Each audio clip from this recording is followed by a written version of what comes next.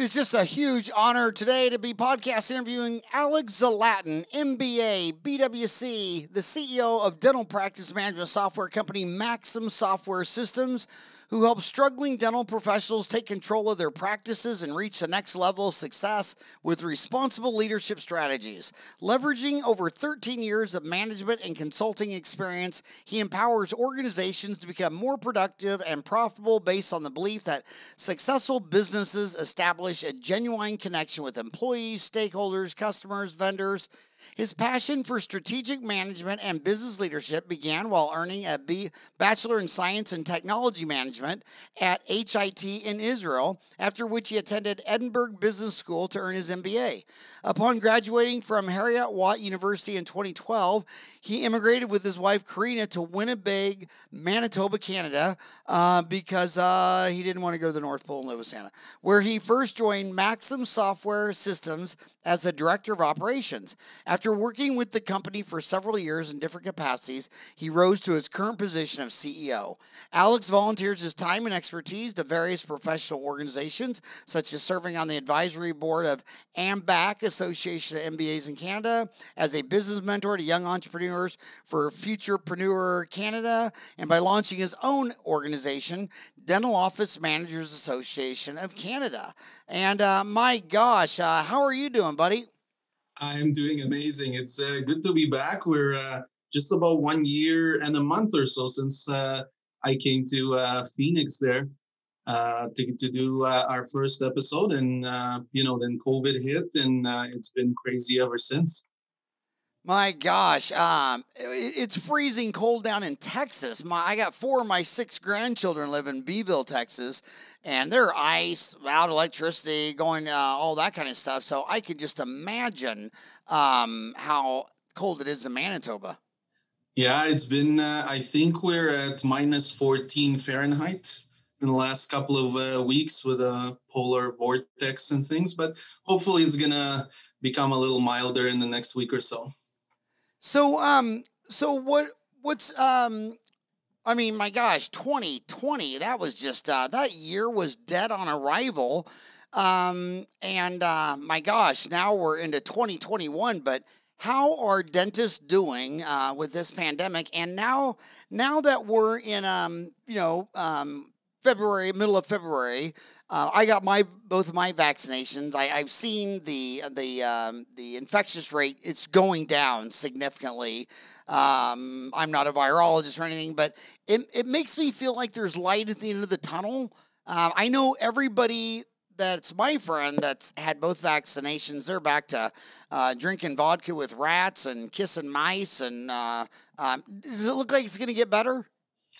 I think it does. There are 2 things still, specifically in Canada. The vaccination here, vaccination rates are extremely low. The U.S. is doing way better than us for now. The second thing is looking at the different variants of the virus and seeing how the various vaccinations are actually working with the new variants who are a little bit more contagious, but can also react differently to the actual vaccination. So it still remains to be seen. We're here in Canada. Dental offices have been open since May in most provinces, and they've been using all the PPE they can get. But by the end of it, they stayed open. They were able to do elective treatment. And it was interesting because they've been actually practices have been separated into 2 groups, ones that were able to adapt quickly and bounce back directly to same production levels and sometimes even higher than they had pre-closure. And some offices that are still struggling at about half of their production as pre-COVID. And as such, a lot of them have been struggling because there's a lot of things you need to do to regain the public's trust and operate within all of the restrictions and the various guidelines that public health and the regulators have provided. So, we've seen offices kind of be divided between the two groups. And their goal is trying to minimize touch points as much as possible. And they're doing it throughout their clinic, use of technology. And some are still struggling and are not really sure how to adapt. So we've seen quite a big gap between the two groups. Unfortunately, a lot of offices are still struggling here in Canada. New offices that have been built or finalized their build and operating in kind of 2019, we're still in big debt and not being able to service enough patients. So we've seen quite a few clinics go bankrupt, go to receivership, and that's been really sad to see. Specifically in Canada, the hospitality industry, specifically restaurants, have been really, really bad. But I hope, fingers crossed, right, with vaccination and everything, that we're hopefully going to come out and stronger and more adaptable, I guess. So what is the, well, first of all, are you willing to take the vaccine? There's a 6-7 page thread on Dental Town saying my staff won't take the vaccine. So what does it look like? So they want me to ask you, would you take the vaccine?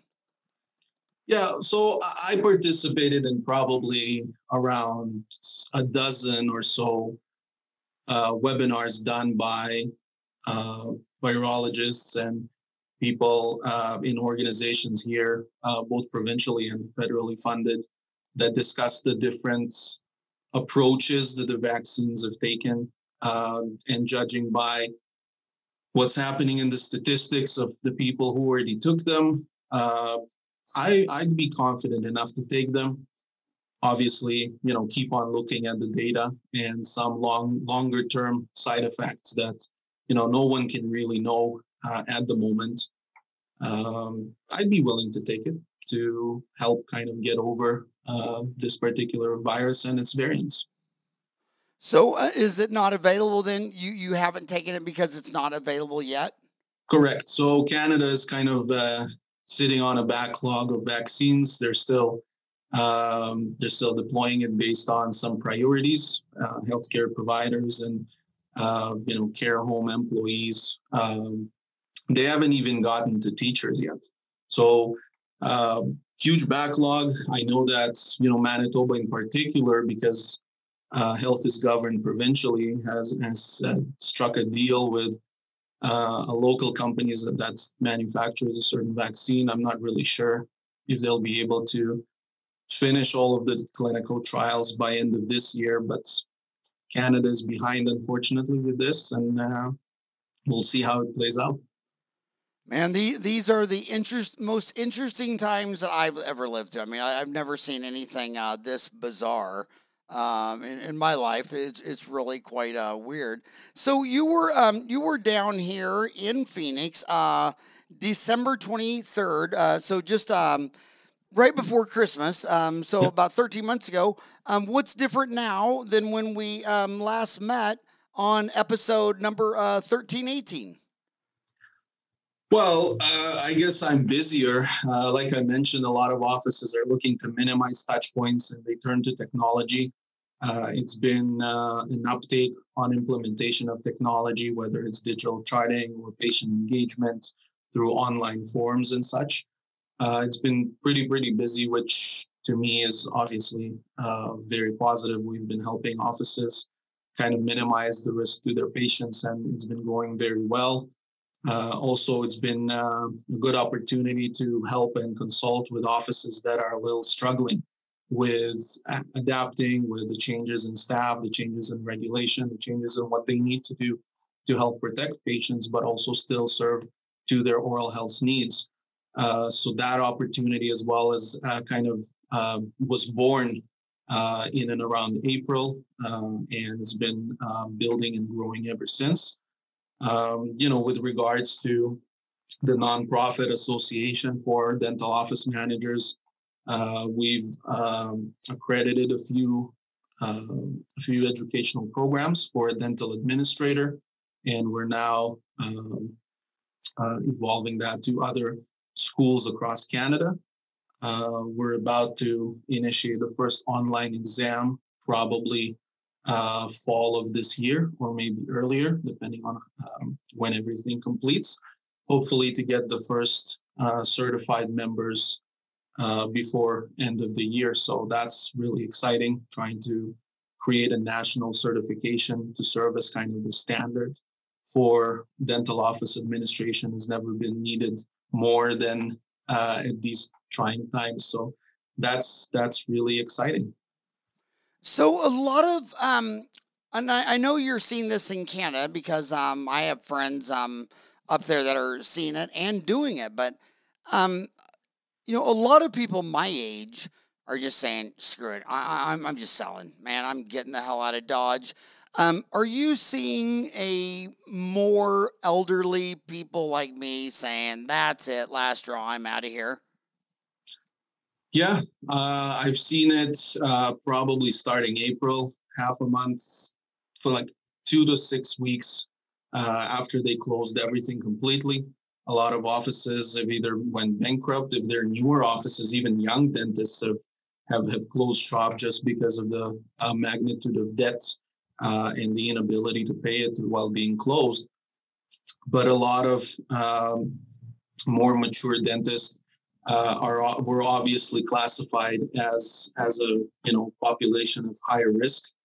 Back in May, June, over the summer, and they decided that when were you able to get back to work, they decided I'm just selling. There was a lot of challenges because in Canada, the market for the acquisitions of clinics is now inclined towards DSOs. DSOs pay a higher multiple, but they're also not buying any clinics that the owner is not willing to stay for at least 3, but hopefully 5 years. So they found themselves in a position where, because they don't want to stay, they now kind of lost the option to sell to a DSO with a higher multiple and are now looking for the private purchasers to buy their clinic, the associates. And then they encountered the situation where they have to work and sometimes have the broker, work the numbers a little bit in their favor, and create a really, in my opinion, and we call it dentistry uncensored, right? So in my opinion, it's a completely unfair situation for the buyers. The buyers are overpaying for practices. They're receiving a dying practice that's working, 2-3 days a week. They're being promised, 1,500 active patients, and where in fact they receive 400 or 500 patients that are actually active. They're being promised that they'll be able to keep in-house many referrals, whether it's oral surgery or endo or implants, where in fact it's probably 10 times less than what's being promised. The biggest issue I have is how specifically the appraisals that I've seen are calculating goodwill, which is completely unfair. A lot of times after reviewing these appraisals, I've actually recommended to the dentist to consider building a practice from zero. They'll be able to invest anywhere between $250,000 to $350,000 in marketing on top of the new build and still pay less than for a broken clinic with 300 patients where half of them are probably retiring in the next 5 to 10 years. So I've seen a really unfair market position for younger dentists, and I've made it my mission to be able to educate them on how to read between the lines of appraisals and how to be able to really understand what it is that they're paying for. And then if they still want to do it, then they can, but at least they're walking into it with their eyes open. Is there any is there much where you're looking at the scenario and you're saying this isn't the time to do it, or maybe in the wrong geography? Are you seeing some areas better than others where you say this might be a good time to move somewhere else? Well, there's a difference between provinces, the economies. Alberta is up and down because of oil prices. The Greater Toronto area is always in high demand and is probably the highest density, for dentists per capita. So you have the urban versus rural, you have the various provinces, you have the cost of living, cost of doing business. So all of that plays a role, but I think that we're still, specifically for Canada, regardless of the provinces, we're still at a place where if you are considering buying or building a clinic, then you should do so right away, especially with the low interest rates that are now. Cost of borrowing is extremely low.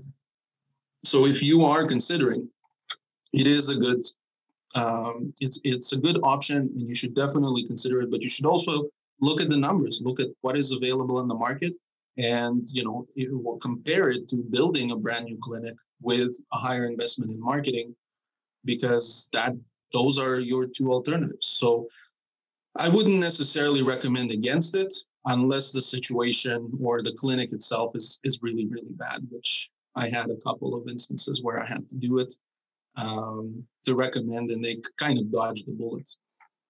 Now, you, one of your websites, I've got your name, AlexZlatin.com. I got MaxidentSoftware.com.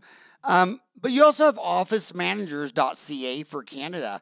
How's the office managers going, and what kind of feedback are you hearing from the office managers, and what % of those are in Canada? So all of them are in Canada. So we're limiting the membership to strictly Canadian. We're trying to build a national standard, national certification for the three professions. So, the administrator, office manager, and for consultants. The goal of this is to build standards across the board when it comes to the knowledge you need to have, the areas of expertise, and also the code of conduct. So up until now, in Canada, there have been a lot of standards and regulations, but strictly for the clinical professionals. And the administrators have just been kind of left without any standards or any formal education that has a certain level that is required to properly do your job. So I know a lot of members have tried the American equivalent, and some are still active members. It's a big organization. And what we wanted to do is to create something that's Canadian, that serves as a standard. And that's kind of what we're building. We're still building out a lot of the elements there. We still have room in some of the professional advisory committees, and we're building an examination system. We already have and rolling out accreditation for college programs. And we're looking forward to getting more and more members. We currently have over 500 members across from coast to coast, and we're constantly daily adding new members. And the idea is to, like I mentioned, create a standard and also a community for these people to come together and share some of the challenges they're going through and talk about things that worked for others. So the power of the community. So, on your software, you have a Maxident software, and the now one of the biggest things is cybersecurity. I mean, my gosh, when people say, "Do you think they can hack in?" Like I use Open Dental. They say, "You think you can hack in Open Dental?" Dude, I think they can hack into billion-dollar banks, the U.S. government, the military. I mean, I think if you can build it, you can tear it down, and if you can program something. It just takes one programmer that just knows one more Control-Alt/ whatever the hell. Does it kind of, what do you think about this cybersecurity? And does it make you feel vulnerable owning Maxident practice management software?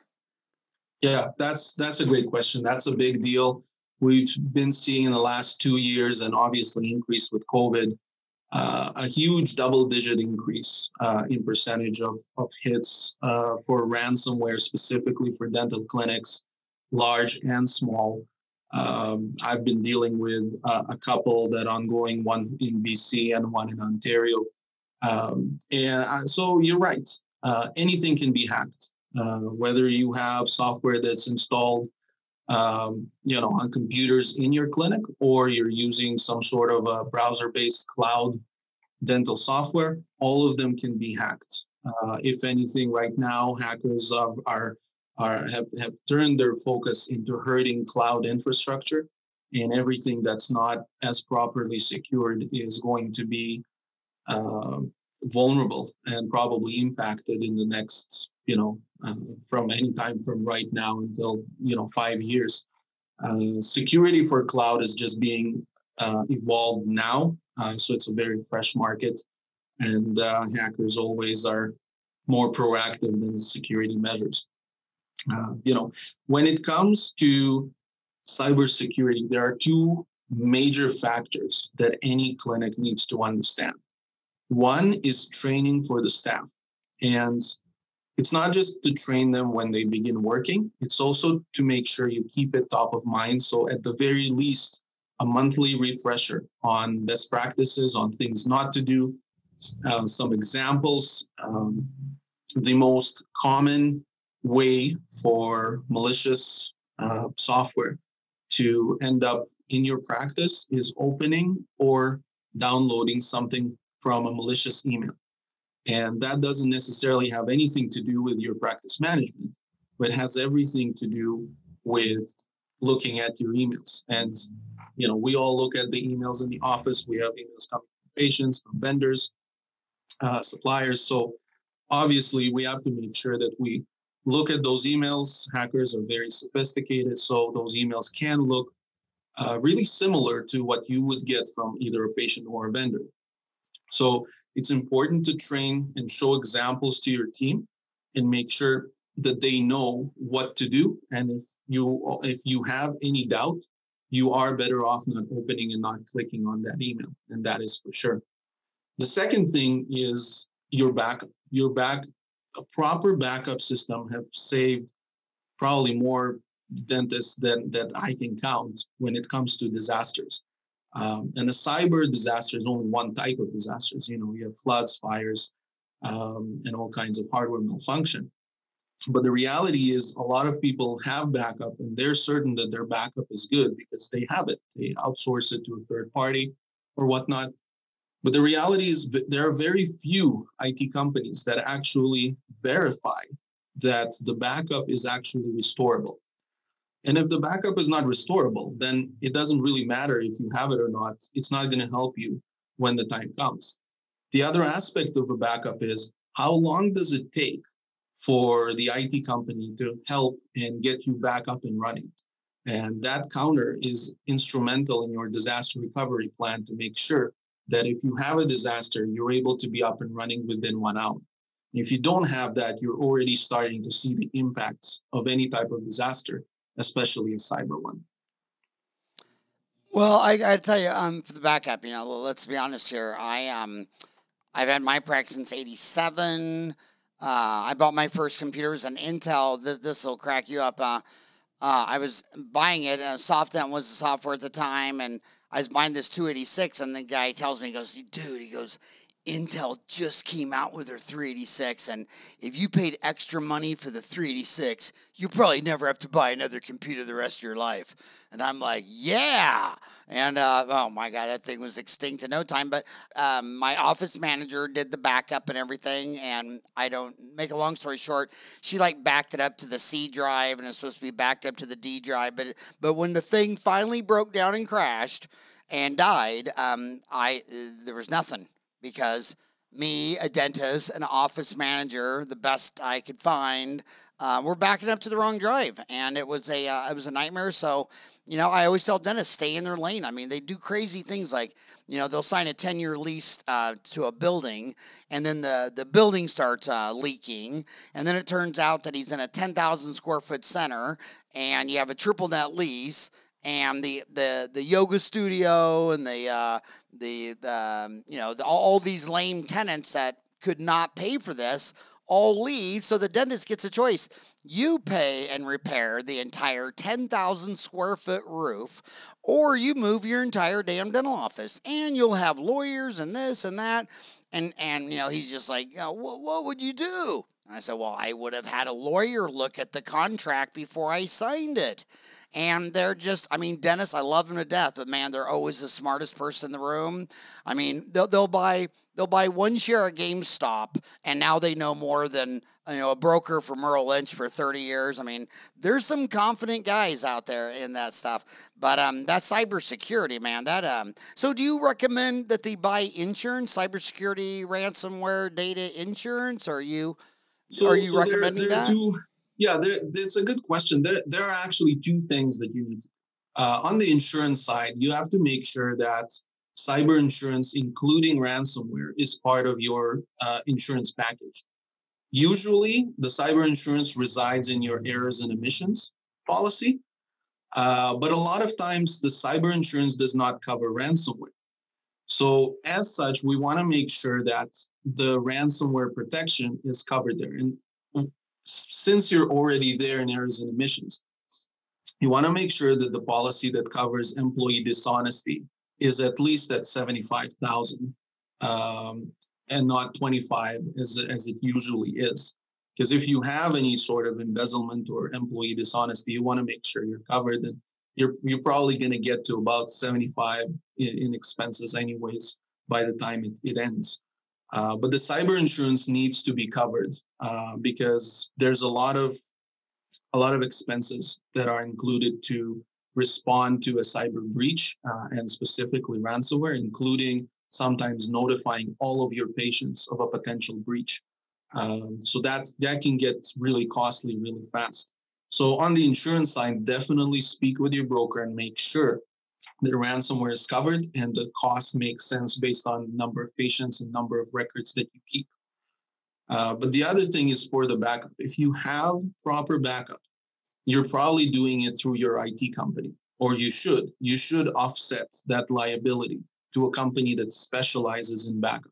But just because they claim that they specialize in backup, it doesn't mean that they do. So you want to make sure of two things. One, how frequently do they restore the backup to make sure that it's usable? And when they do the restore, you want to know how long does it take for you to be up and running if a disaster hits. As long as you have the answers to these two questions and you're satisfied with it, you would be good in case a disaster hits.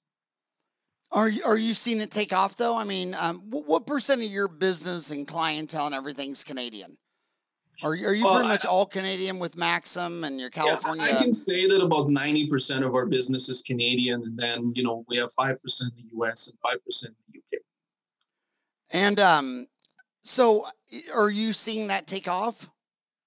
Well, yeah, definitely. Like that, my point is I educate dentists in terms of what you should be looking at. So, for instance, we provide backup, cloud backup, part of, one of our services. So when a client says, your service is too expensive, I say, oh, no problem, go with something that is cheaper. But you have to ask these two questions, because otherwise it doesn't matter how much you pay for it. It's not going to be helpful if a disaster strikes, because let's face it, a backup is an expense, and you think about it as an expense and you try to minimize it.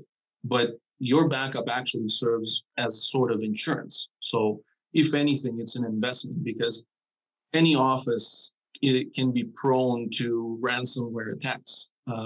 Ransomware is also dormant until a certain point in time. So, our listeners right now, their clinics might be infected and they don't even know it. So, you don't have to completely freak out right now, but you have to verify that your backup is restorable and that it takes you about 1 hour or less to become operational back in case of a disaster. One of the threads today on Dental Town was, let me see, bang, bang, bang. Hi, I'm moving to Canada, Montreal soon. I've been trying to figure out how to find a job there. I got my last jobs in the US from recruiters, and I can't seem to find anywhere I'm looking with just an internet search. Is what does the job outlook look like if you're not an owner operator? If you don't own your means of production and you're at the mercy of someone else, how does that look?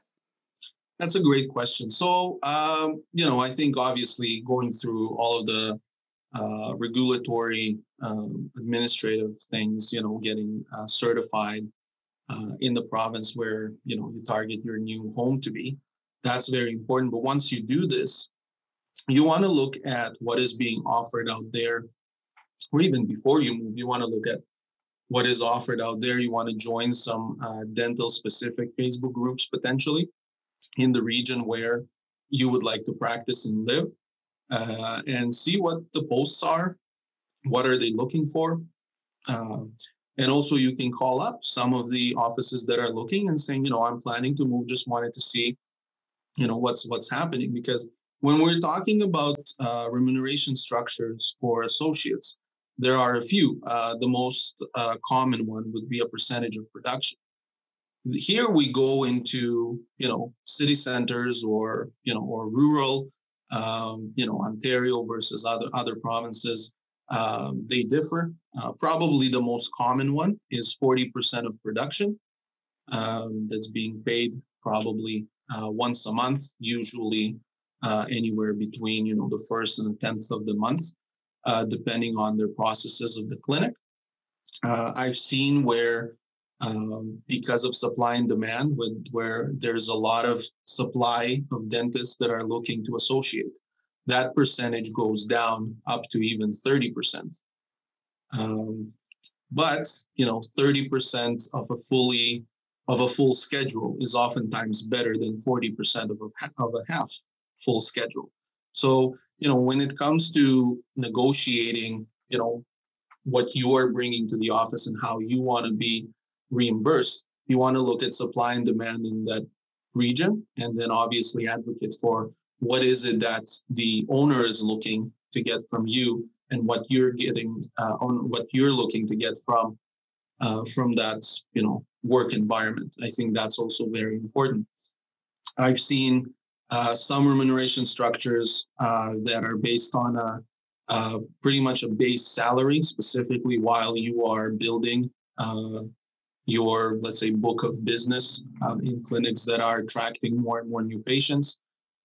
They're doing it to satisfy some of your financial needs in the beginning, because percentage of production, if you're only doing exams, is going to be pretty low, and you still need some money to survive. So they're doing it for, let's say, the first year, and then it goes to a percentage of production in areas that are extremely competitive, where there's a lot of associates looking for work.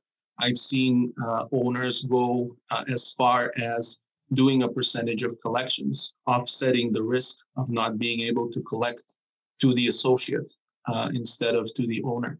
So obviously, if you're working in an extremely high supply of dentist area, some specific neighborhoods in Toronto, for instance, and Vancouver, I've seen that happen. Associates are working for as low as 30% of collections. And that's really risky. But if that is the area you want to work at, and you're given a full schedule and you just want to practice more and more of the dentistry to get that experience, then that might be something that would work for you. I know that, kind of to wrap up the reimbursement question, specifically in Canada and in Montreal, there are some federally funded programs where you go and work in rural areas up north, where there's no dentist. You are being paid whether you see patients or not. The pay is high. You're being also provided with a place to live and some funds for like some living expenses on top of your salary. So I know that a lot of young graduates are doing such a program to help get some experience, but also repay their student debt a little faster. So, those are kind of the reimbursement options that this would have in Canada, and specifically in Montreal. And do you really recommend on this cyber deal?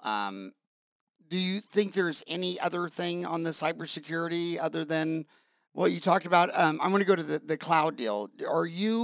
Is Maxim available on the cloud? And do you think, like say you're a DSO and you had 1,000 locations. My God, I wouldn't want to worry about 1,000 office managers from your dental office managers Canada Association.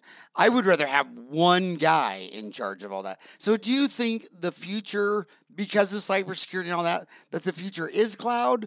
And right now, is your Maxim dental software cloud-based?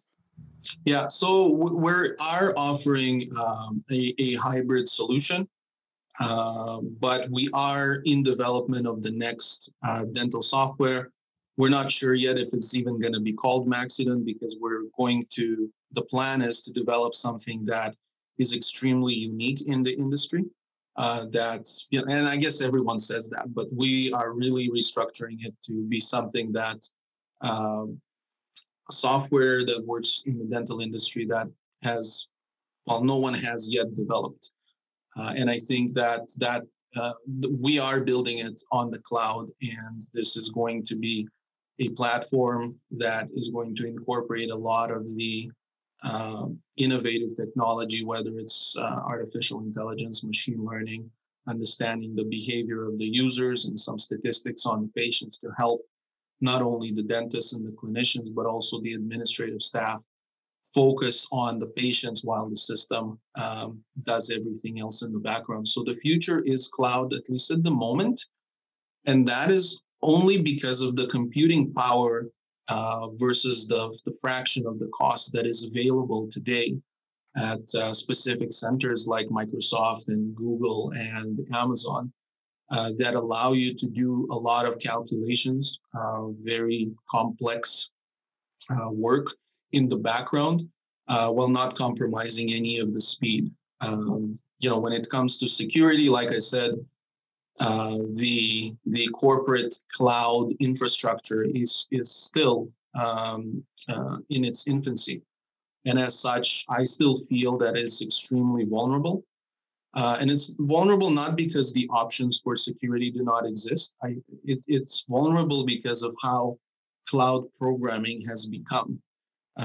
If in the past for desktop you would just develop and code everything from start to finish, cloud computing right now and cloud development right now is trying to intelligently amalgamate multiple services, dozens, hundreds of services, to get your software, your platform to do what it needs to do.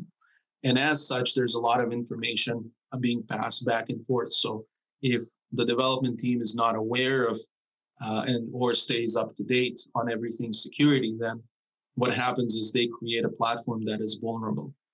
So the risk is still high for security breaches and impacts on platforms that are on the cloud that are business applications. But we're talking about big companies, Amazon, Microsoft, Google, and their chase against security, not against, but to increase security against any sort of digital hackers is gaining traction. But as always in security, it's basically a reactive approach that is going to probably continue until they're able to actually develop proper computers that can actually, expect certain attacks and increase and research the vulnerabilities. So we're looking at things that, anyone can implement on the front of security. But at the end of the day, the platforms might have all of the resources to create a good security in the back end, but there's also the developer, the human factor that can potentially not know about something and forget to code for it. So there's a lot of challenges in it, but that's where the entire industry is going, and that's probably where it's going to be for the foreseeable future. You know, what I always tell the kids is the same thing Louis C.K. Tells people when they're young comedians, you need to go out there and get good. And you come out of school, and there's 12 specialties you can pick from, but you cannot learn how to do eyes, ears, nose, throat, deliver babies, do C-sections, tummy tucks, facelifts, let alone root canals, implants, bone grafting, pediatric dentistry, anesthesiology, or you can't do it all.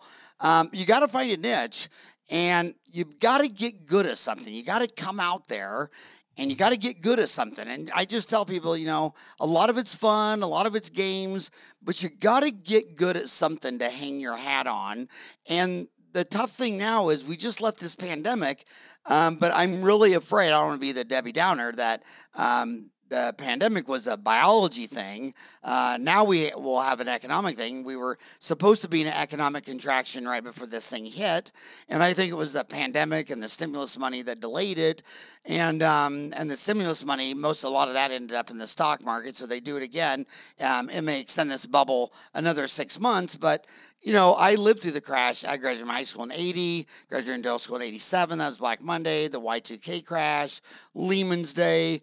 And the stock market fundamentals, they're just laughable. I mean, if you're sitting there and you're really trying to come up with reasons why you think it's not a bubble, you're the bubble. You're bubble brain, bubble butt, the third, and you have no idea what you're talking about. Read the book Business Cycles by Joseph Schumpeter, who got a Nobel Prize in economics for that book. But the one thing I noticed the most about the Y2K and the Lehman's Day is that marketing stopped working after the crash. There was, and that accounted for, in my backyard of Phoenix, about 88 practices went under.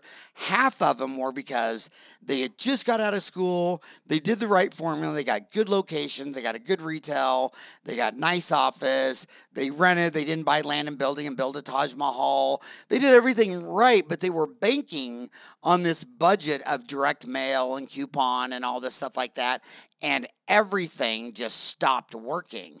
And so you're a master of marketing. I love your marketing about, how to get your message across, how to build a brand, selling your clinic, all that kind of stuff like that. So it's a two-part question. Do you think round two of this fight after the pandemic is going to be an economic contraction?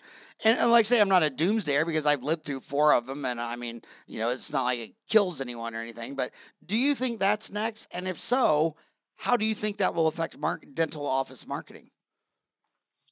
Well, you're dead on the money. So I already seen this. So as soon as dental offices were able to open back up towards the end of May of last year, we've seen offices that failed to adapt to what it is that they needed to do to instill trust in their patients that it is safe to come back.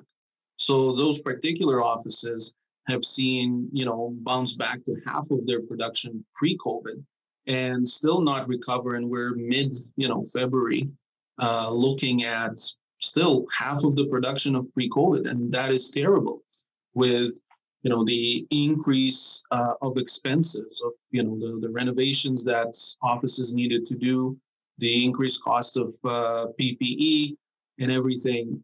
If you are at half of your production, you are not really making any money. And I'm not sure how long offices can keep on doing this, which is why we're seeing a lot of offices being brought up for sale.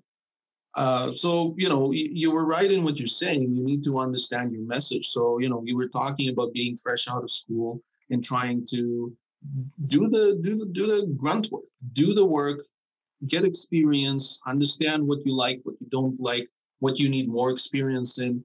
And when you feel you're ready, when you know what it is that you want, that is probably the good time to either build or buy a clinic. And you can actually create that niche of yours. You can understand what do I want to be known for in this neighborhood? And that's exactly your marketing. Your marketing is about the message of, why should they come to you? Who's your target market? Which person is your best patient? And cater to those while working and doing exactly what it is that you want. I was watching a webinar I think yesterday by a marketing person, Seth Green, and he was talking about a dentist and he's in marketing. He was working with one of the dentists, and they had this office that looks like it's from the 70s, and he was struggling. He said, "I want more patients," and he told him, "Okay, well, if you can only have one type of patient, who would that be?" And he said, freshly divorced 45 to 55-year-old females. And that is what he turned his practice into. So he created this really nice spa-looking practice, and he only caters to those people with a smile makeover for 25 cash. And that's it. That is the practice. He doesn't do any fillings. He doesn't do root canals.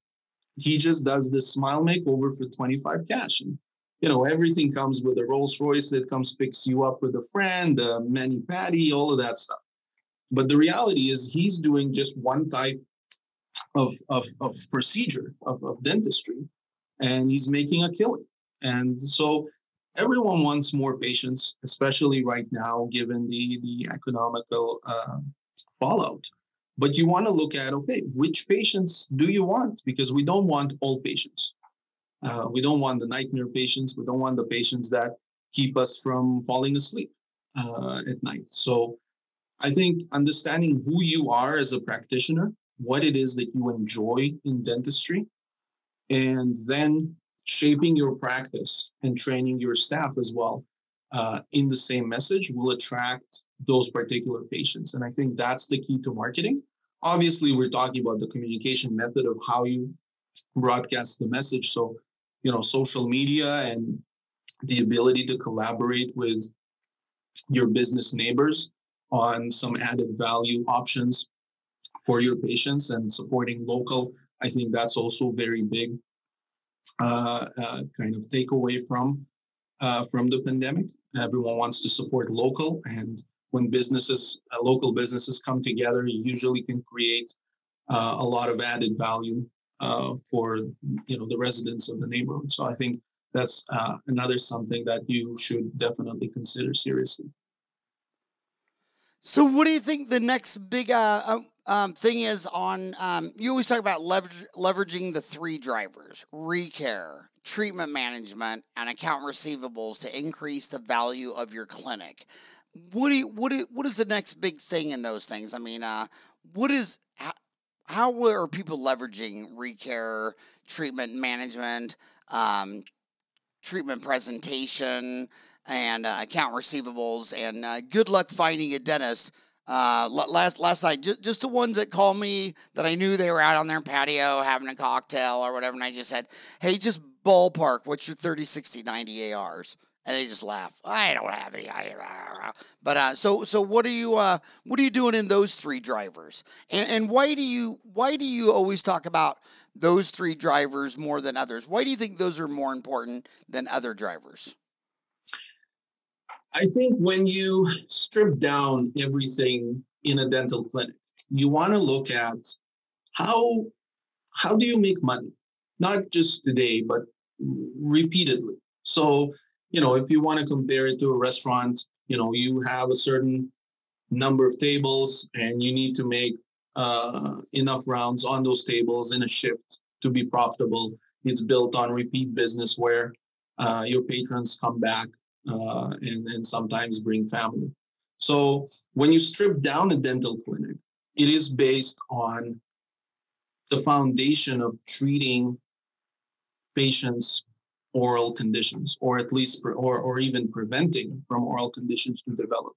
And I think this is where it all comes to. So we want to make sure that all of our patients have good oral health conditions. So we need to focus on preventative, not just doing the procedure of preventative, those hygiene cleanings, but also on educating the patient and making it easy for them to take care of their oral health when they're not in the clinic. So recare is exactly that. It's about making sure that the patients are coming back for those hygiene cleanings. Most of them are twice a year. That's based on some research to reduce the risk of oral disease and oral cancer. But some, need to come back once every 9 months, or, if their condition is very bad, once every 3 months. But the education of explaining to the patient why this should happen is the key to real preventative. And I think the recare is not just to book those appointments with the hygienist, but it's also on the education of the patient and their family. Now, one of the things is, how do you connect those patients that come for hygiene and to your treatment? And the answer is, at the end of every hygiene appointment, you do an exam. It's so obvious that sometimes I forget to mention it to dentists, and they're really surprised that this is what they need to be doing. But they say, well, a patient doesn't want to pay for an exam. Well, my answer to that is, do it for free. You're the healthcare provider. You are supposed to make sure that the patient's educated as to what's going on there and what they need to do, if anything, to protect yourself by documenting what you've seen. So no one can come back at you and say, oh, he didn't tell me I had this, lesion there or whatnot. Those are extremely important things. But part of the fundamental structure of how a dental clinic is built is connecting that hygiene visit and identifying any conditions that the patient might have as early as possible. So you're able to document it and provide the patient with a variety of alternatives. So once we make that connection between recare and the actual treatment through the exam, we get into case acceptance. And there's probably hundreds of thousands of books and webinars about case acceptance. But the reality is that it boils down to something very simple. You have to empower the patient so they can make an educated decision about their oral condition. And it all starts with establishing trust. And how do you do establishing trust with the patient? It's very easy. You make sure they feel they have the power. And one of the most effective ways of doing it is making sure that the first option for the condition that you offer is no treatment at all, because then they know they have a choice of not undergoing any treatment. Obviously, it comes with, what are the repercussions of, not treating this condition. Then you present a variety of options, all with their own repercussions and risks. And then you present what you recommend and why you recommend it. And as long as you present it this way, you will empower the patient to make the right decisions for themselves. And I think that is exactly the foundation of how you should build your clinic, and helping the patients actually make good, solid decisions that are based on your experience and your observations of their condition. And obviously, we do all of this work. We go out of our way to help patients. We have to get paid for it. So you can be amazing at managing recare and treatment and having a well-oiled machine, but if you're not able to properly collect the money for any of the treatments provided, you're dead in the water, and it's going to be extremely difficult for you to maintain that level of service to patients long-term, because you just won't see the money. So understanding what are your options, presenting the patients with a variety of options to pay for their treatment, creating specific subscription models that make sense to the people in your area is also a great way to reduce the need for any collection services.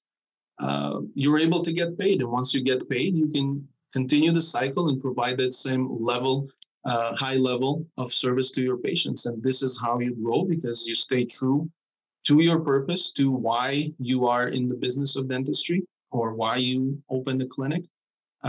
You're able to put the patient's oral health in the center as a pillar for any decision. And, everyone is united towards that particular purpose. And I think, that's kind of what brings it all together. So, are some niches better than others? I mean, one standard question is, when I look at the economic data, macroeconomic data of dentistry around the world, I only see two big growth areas that are double digit. That's implants, clear aligners. Dentistry started with Pierre Fauchard 200 years ago. LGV Black was over a century ago. We know some locations are better than others. If not, then go set up a practice in Afghanistan and call me in a year.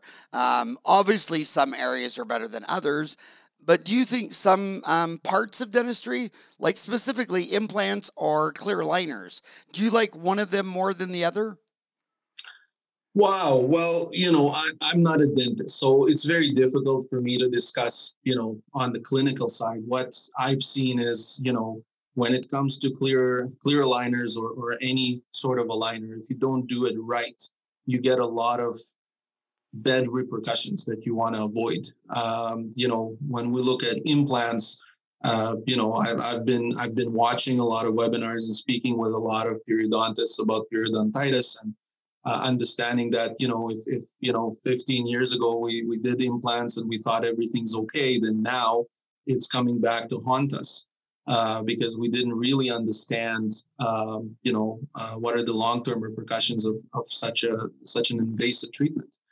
So, I'm not a clinician to be able to judge, what is better, or, how the industry should adapt. But, what I can tell you is that, we're looking at a certain, we're at a crossroad in the dental world, where a lot of companies are trying to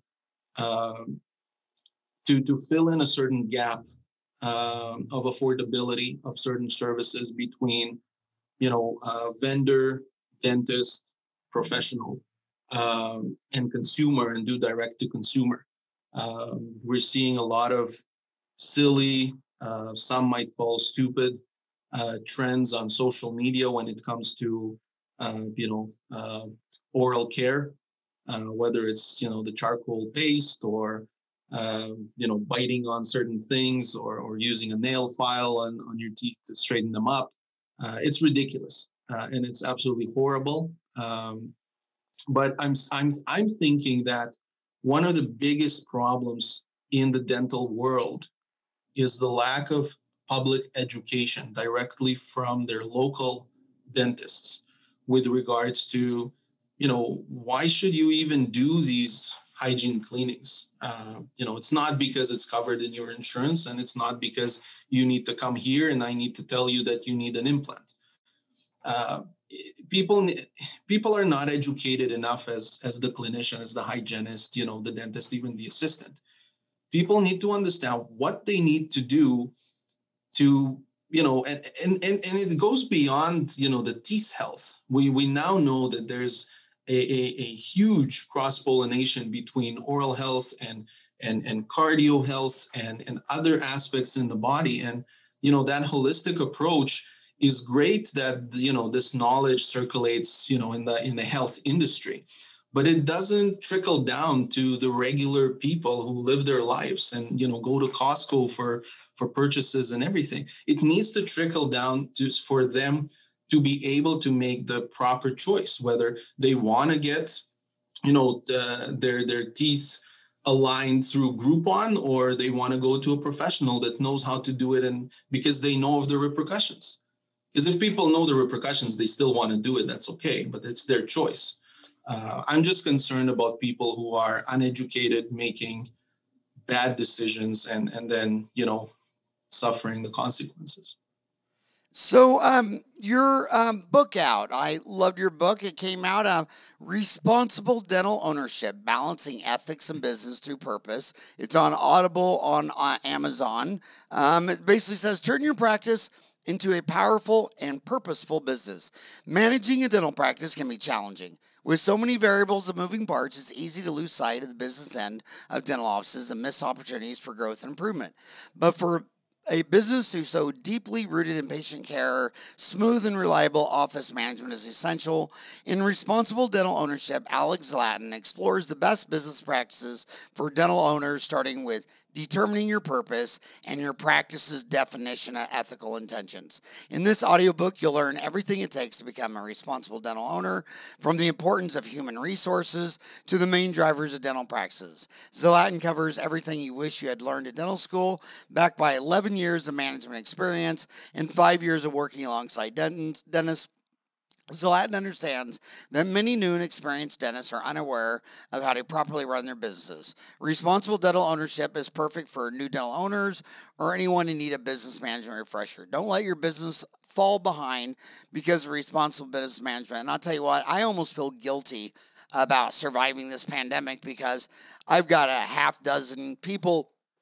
I mean, the first programmer that started working on Dental Town in 1998. Ken Scotty's still here. I mean, Hogo, Lori, Stacy. I mean, I got a bunch of old people that have been here 20 years minimum.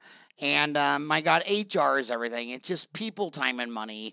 And as far as training your staff, I don't even think people should talk about training the staff, because if you have staff turnover, no one's going to get trained. I mean, what are you going to do? Fire someone every 6 weeks and then spend 5.5 weeks training them for that perfect one day?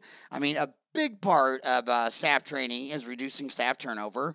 Not hiring people whose husband's in the Army that's going to be transferred every 2 years. IBM stands for I've been moved. And I also notice, where is that little single girl who's tired of the snow up by you in Manitoba and says, oh, I hate this Canadian snow. They all come down here to Phoenix until they get pregnant. And then there's a phone call, and either mama's moving down here, grandma's moving down here, or they're moving back to Canada. What I love is when I hire a woman who was born in Arizona, and so was her mom and her 3 sisters. I know one thing, she may quit me one day, but she ain't leaving Arizona. Demographics matter. This America, Canada. Canada has the highest percentage of people with a college degree because they have more open immigration. I think it's something like 37% of all Canadian adults have a degree. But it's transient. It's a 10% flip. People are moving from Toronto to Vancouver to America, back and forth. Did you know 10% of the turnover in real estate and of homes in Phoenix, Arizona is just Canadian? 1 in 10 homes that flip is Canadian. So hopefully you'll be my neighbor someday. But, just get the right people. Learn how to do HR. And I mean, look at Bill Belichick. He made a move where he thought that Tom Brady was too old, and he let him go to find someone younger. And that just was not a good HR move. I mean, that did not end well for him, even money-wise. I mean, every game of the playoffs is so much money, and to win the Super Bowl and the advertising contracts, but it's all HR. And Dennis, when I go to your office, and you've owned that office for 20 years, and no one in that office lasts there 2 years, well, you're not good at it.